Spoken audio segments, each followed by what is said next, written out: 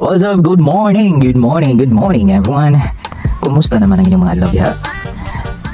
Right now, natadari daplin sa dagat para magmuni-muni. Matot pa sa kanta. At magmuni-muni ang tanong sa aking sarili. Kuyo pag nabawag pa. Anyway, ngunit kayo tanaw ng dagat, no? It's great to reflect. Makainumdum na sa itong mga kaagi. About life, makareminisce ta sa mga pangitabo sa mga kaagi na to sa kinabuhi. I just want to share a story about my life. When I was a kid, grade 6 ko, grade 6 elementary years, makuyog na gito sa akong papa para mamasol, no? Sa itong walang kailang mamasol, mamingwit, mangisda do sa laot, no? And then, manay ang amo ang halin, mangkuha mo na mong panudan, and then ipalit na mo bugas. Sometimes, kuwang rin kaayo, no? Pero walay mahimo. Mao may madali-dali and mao may accessible sa amo asad kay medyo bukid-bukid and lisod-lisod sa adan kinabuhi. And then when I was in high school ko, kuyog yapon mo sa papa every weekend. During Saturdays, mukuyog ni papa, nandito ang among halin para sa family, para sa konsumo, para sa mga panginahanglan sa pamilya. And then every Sunday, not every na may times but nga dili ko makaadto sa dagat. So madto sa dagat para mangisda. And then ang ako ang halin, ako na pamiliti sa padung sa eskwelahan, high school ko.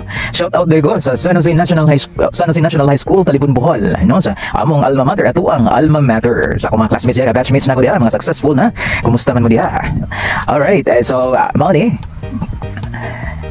no. So lisod pero kung mangandoy ka kamo diha mga kabatan-unan, ayaw mo ga pagawa og paglaom bisan og lisod kaayo ang kinabuhi, ayaw kawa og paglaom, ampo and then paningkamot. God will send instruments, mataw man na siya, resources or whatever nga makatabang nato, no? Mandoy ta no, kay wala may mawala kung mandoy ta, di ba? It will serve as our motivation, inspiration. It drives us, no, para maningkamot. So mo to siya. There were times nga unuson nga nang bagyo na ba, gusto kayo ang ulan, gusto kayo ngangin, ang balud bawod na sa mga. And then maunod ay one time habi na ko matigok na ko matigok na ko tungod kay grabe ang unos, wa na ko'y makita sa akong palibot, kusog kaayo ang bawod, and gamay ra kayo baruto ra ang gisakyan, walay makina, gamay ra sad bugsay rin taon. So kusog gid ang puunan and determination, no? So amo na siya kana bitaw ang ato ang mga challenges kana atong mga problema, mga kaagi nga magasakit, no? Mao na makapalig-on sa tuwa, di kay mura, no? Mao na mga lamas sa kinabuhi nga magpalig-on sa tuwa, no, as we move forward each day, and as we grow, as we develop ourselves. So amo na siya. Shout out guys sa tanang mga tao. I'm so grateful sa tanang mga tao nga nakatabang nako, and those sa kadusad nga mga let's just say nagsaway or nakapa-down or whatever, yung negative sa ako mao po na ako consider na nako siya as kanang motivation, no, to move forward and to develop myself. Daghan kayo mga challenges, daghan kayo mga factors nga napekto sa life, pero padayon lang gyapon sa pagpangandoy, no? So go back to kadtong sa fishing. Mo na siya, no, makakita gali kog dagat, ganahan kay ko, and then makinumdum din ko sa mga kaagi. Shout out guys sa atong mga fisherman, no, nga grabe ang paningkamot para sa tinarong gyud ang pagpaningkamot para sa pamilya, no? Dili sa yun ang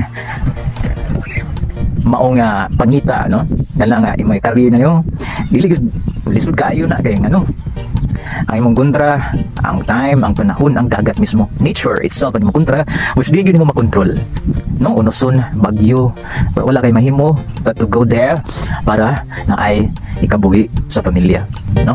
I salute all the fishermen out there, no? Amping kanunay sa palaot, amping kanunay sa adlaw. And then amo na siya, ayaw lang gyud kamo mga kabataan, ayaw gyud kawa og paglaom, no? Ayaw ka paglaom, ayaw ka handlok mangandoy. Kaya nga mga pangandoy mao ginay it will drive us to be better. It will drive us to move forward and not backward, no? Ma-fall man ta, matagak man ta, pero dili pa backward kun dili pa forward. Mapandol man ta tungod sa mga problema sa kinabuhi. Pagdayon gyapon ta sa pagtindog. Barug, no? Magapangus-pangus ta, ana tungod sa mga daghan kayo, no? Because in reality Life is so harsh. Grabe kayo ang life. It's very challenging. No, sa mo na. Pagkugi lang yun, and then ayaw pagpakawa sa paglaom. Pangandoy, eskwela. Eskwela, ug darong paningkamot daghang mga paagi para makaskwela. Kung naagali ang opportunity, take it. No, take risk. No way. Muna, wala ka kabalo nang imong pangandoy ang imong giampo. Mao din ay sinugdanan. Sometimes bilit nato ma-appreciate na nato mapasagdan. Mao na nga gihatag na sa Ginoo ba.